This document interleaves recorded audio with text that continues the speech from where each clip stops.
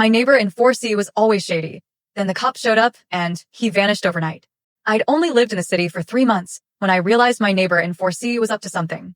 The first clue was the parade of strangers, always at odd hours, always glancing over their shoulders.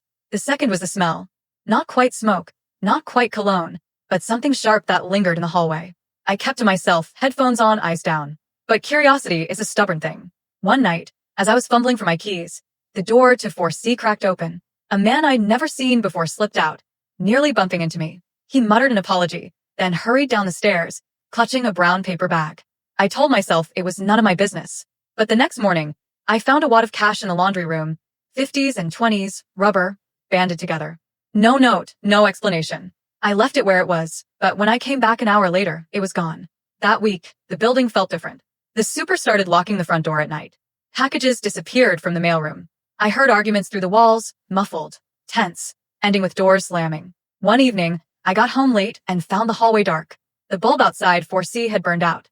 As I passed, I heard voices, low, urgent. I paused, pretending to check my phone. Through the crack under the door, I saw flickering light and shadows moving fast. Suddenly, the door swung open. My neighbor, a wiry guy named Vince, stepped out. He looked me up and down, eyes narrowed. "Lose something?" he asked. I shook my head, heart pounding. "Just checking my messages." He smirked. "Careful. This building's not as safe as it looks." That night, I barely slept. Every creak sounded like footsteps. Every car horn outside made me jump. I started double, locking my door, keeping the blinds closed. A few days later, the police showed up. Blue lights flashed through the windows. Officers knocked on every door, asking questions. When they got to mine, I told them what I'd seen, strangers, cash, arguments. They nodded, thanked me, and moved on. The next morning, 4C was empty. Vince was gone. The hallway smelled like bleach. The super replaced the bulb, and the building felt lighter, safer.